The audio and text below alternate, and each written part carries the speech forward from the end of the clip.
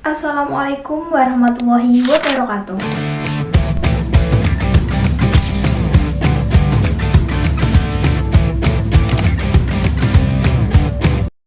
Di sini saya ingin menjelaskan tentang teori pendekatan konseling REBT. Rational Emotive Behavior Therapy atau REBT merupakan salah satu teori pendekatan bimbingan konseling yang membantu mengubah cara pandang seseorang yang tidak rasional, mengubah sikap, pola pikir, serta persepsi seseorang. Siapa itu Albert Ellis? Albert Ellis merupakan seorang psikoterapis klinis asal Amerika Serikat yang dimana dia mengembangkan REBT ini pada tahun 1955. Ia lahir pada tanggal 27 September 1913 di Pittsburgh, Amerika Serikat dan dibesarkan di New York.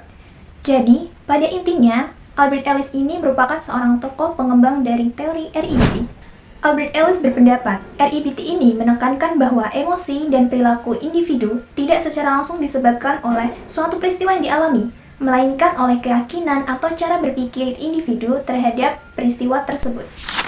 Komponen utama REBT yaitu ada rasional yang menggunakan penalaran dan logika yang masuk akal, kemudian emotif yaitu mengeksplorasi dimensi emosional, dan juga ada behavioral yang menekankan pada perubahan perilaku. Dalam REBT ini dijelaskan bahwa manusia sering mengalami gangguan emosional seperti kemarahan, kecemasan, rasa bersalah, dan depresi karena memiliki keyakinan irasional, yaitu keyakinan yang tidak logis, tidak masuk akal, kaku, dan juga menuntut secara berlebihan. Oleh karena itu, fokus utama REBT ini adalah mengubah cara berpikir irasional menjadi rasional, agar individu dapat hidup lebih sehat secara emosional. REBT berpijak pada beberapa asumsi dasar. Yang pertama, karena manusia memiliki kemampuan berpikir rasional dan irasional. Yang kedua, gangguan emosional berasal dari pola pikir irasional yang dipelajari dan dipertahankan. Yang ketiga, karena emosi, perilaku, dan pikiran saling berkaitan dan saling mempengaruhi. Yang keempat, karena individu bertanggung jawab atas cara berpikir dan reaksinya sendiri. Dan yang terakhir, perubahan psikologis dapat terjadi jika individu bersedia mengubah keyakinannya. Dengan demikian, REBT memandang bahwa manusia sebagai makhluk yang aktif dan bertanggung jawab terhadap kesehatan mentalnya sendiri. Inti dari pendekatan REBT ini adalah model ABCDE yang digunakan untuk memahami dan menangani masalah konseling.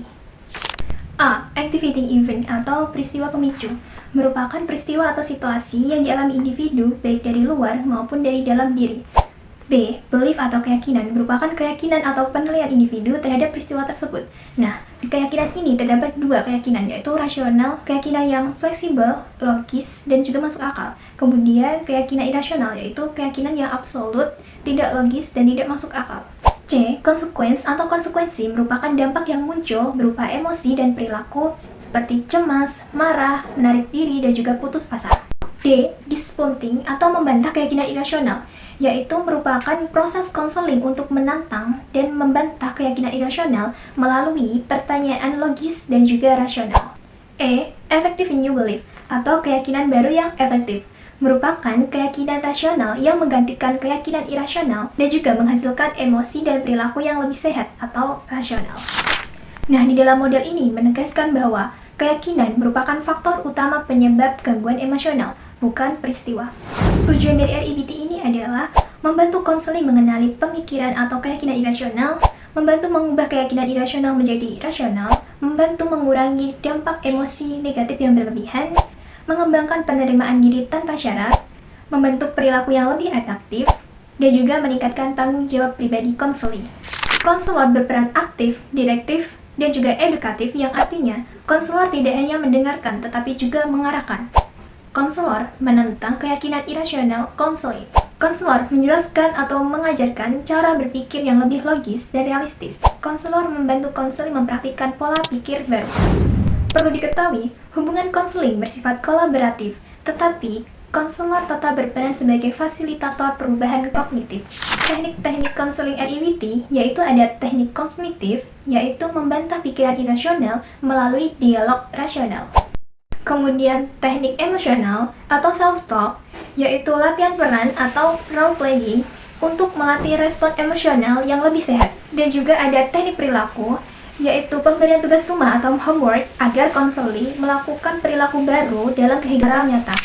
Teknik-teknik ini digunakan secara terpadu untuk menghasilkan perubahan secara menyeluruh. Terdapat satu contoh kasus dalam penerapan REBT, yaitu seorang siswa yang merasa cemas dan juga rendah diri setelah mendapatkan nilai ujiannya yang rendah.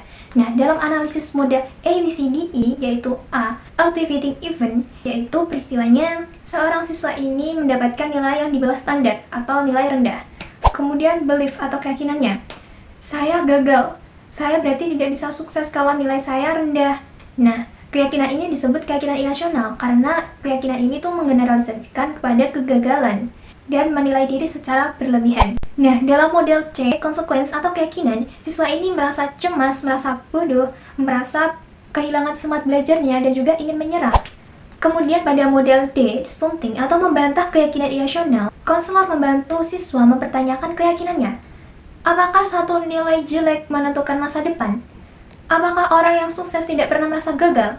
Dan juga, apa nilai ujian sama dengan nilai diri? Kemudian akan muncul pada teknik E, effective new belief atau keyakinan baru yang lebih efektif. Contohnya, nilai saya memang mengecewakan, tetapi bukan berarti dapat menilai diri saya. Saya masih bisa belajar dan memperbaiki. Hasil dari analisis model ABCE tadi adalah, setelah memiliki keyakinan baru yang rasional, siswa ini merasa lebih tenang, kemudian termotivasi belajar, dan juga lebih siap menghadapi ujian berikutnya dengan lebih percaya diri. REBT memiliki beberapa kelebihan, yaitu pendekatannya yang jelas dan juga terstruktur, fokus pada masalah saat ini, efektif untuk mengatasi kecemasan dan juga stres, mengembangkan kemandirian konseli, dan juga mudah diterapkan dalam konteks pendidikan dan konseling.